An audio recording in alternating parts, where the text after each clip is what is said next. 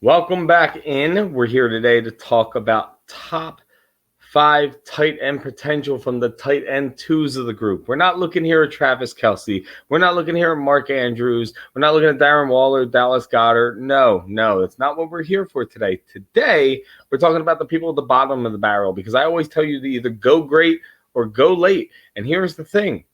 Sometimes you got to go late and you got to get those flyers. But if you can correctly identify the right guy, changes your whole fantasy team. Now you've locked down a position at a very low ADP.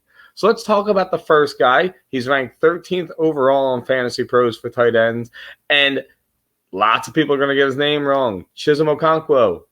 Crazy name, right? We're just going to call him Chig because I don't want to keep doing that. But Chig is on the Tennessee Titans. And there's nobody else on the Tennessee Titans. We have Treylon Burks. We have an aging Derrick Henry who might not be able to run the ball like he used to be. He might not be as efficient. We don't have any wide receivers outside of Treylon Burks, though. So Chig has a chance, and he produced in his rookie season, and that's an indicator.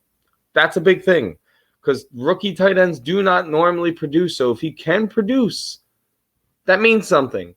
Not saying he's going to blow the doors off, but he was ranked 3rd on PFF for top tight ends. I think that's a pretty good stat to have. I think he's got a really good shot. He should have a higher target share than most, even in a lower passing volume offense. Ryan Tannehill's going to be back. He won't have Malik Willis. He won't have guys signed off the street. I think he got a real shot with Chig. But let's move on here, and we're going to go to Gerald Everett. The guy is consistent. He has over 50 catches. He's had a career year last season. But here's the thing. He gets Kellen Moore now as an offensive coordinator. Remember the guy from Dallas?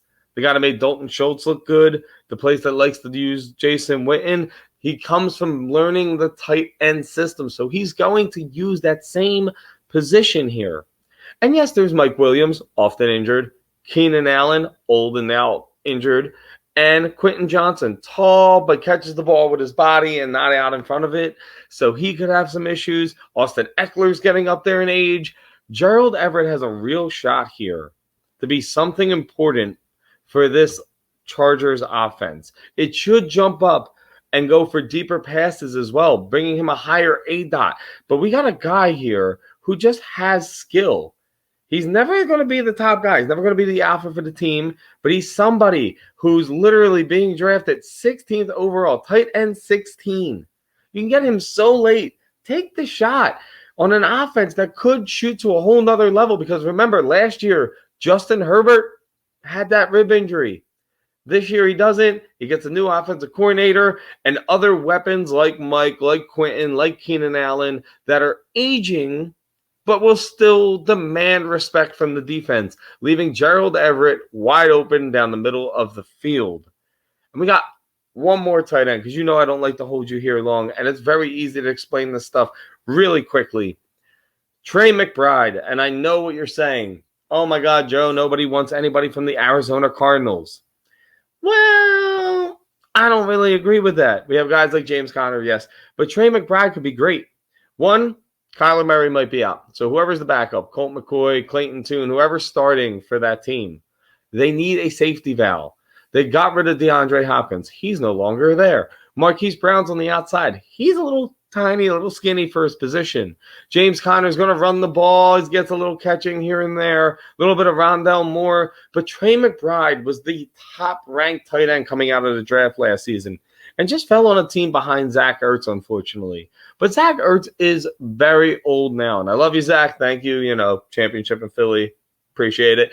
But you're old, man. It's Trey McBride season. It's his turn. It's his chance.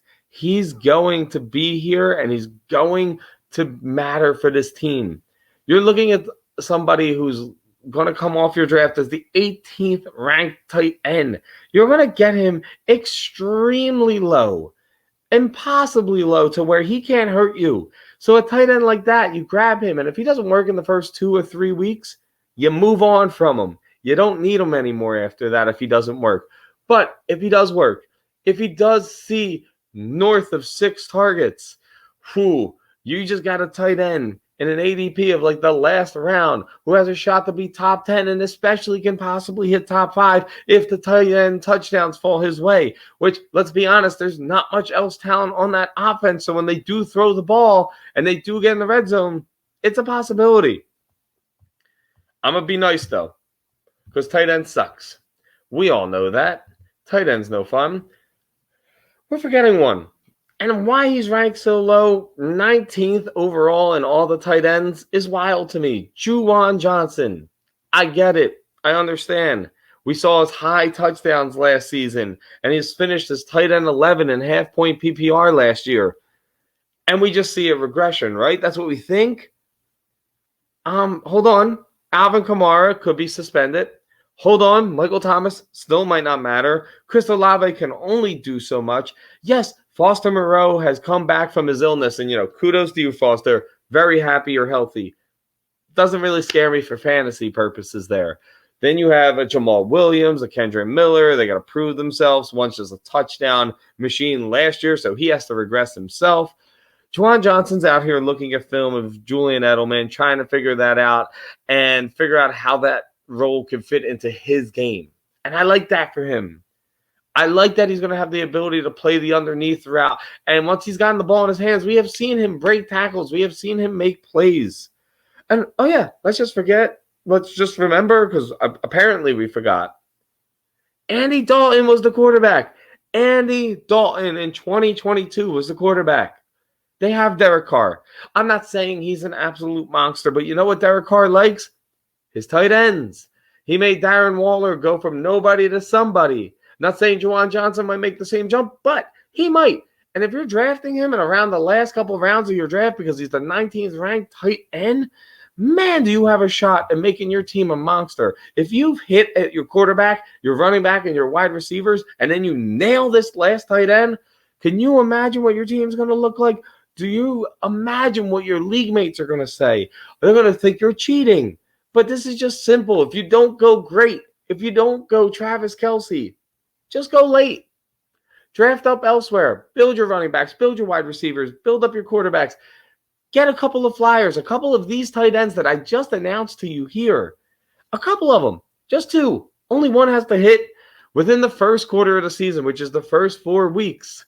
You'll know. You'll understand. You'll realize who you should be going for. And if neither of them hit, somebody in that waiver pool is going to hit. But I guarantee you one of these 4 players are going to become a top 10, possibly top 5 tight end. So if you like the logic behind the videos, let's have a conversation. Let's talk. Let's have some comments. I'm going to be dropping a lot more stats as we go. But right now we're so early in the offseason. We gotta spread it out. We can't blow our load already, can we? No, we don't want to be that guy. We don't want to be that player. We're going to spread it out. So if you like the logic, if you like the understanding of how the NFL works and how contracts work and how target shares and all the plays work, if you liked anything from this today, hit me with a like, hit me with some comments, share me, subscribe me. Help me get to a point to where YouTube could just pay me and I don't have to go to work, because that's the goal for everybody on here, isn't it? Again, great talking to you all. If you want to talk to me, I'm on Twitter at JPEP20, Instagram JPEP20, and I hope to hear from you soon.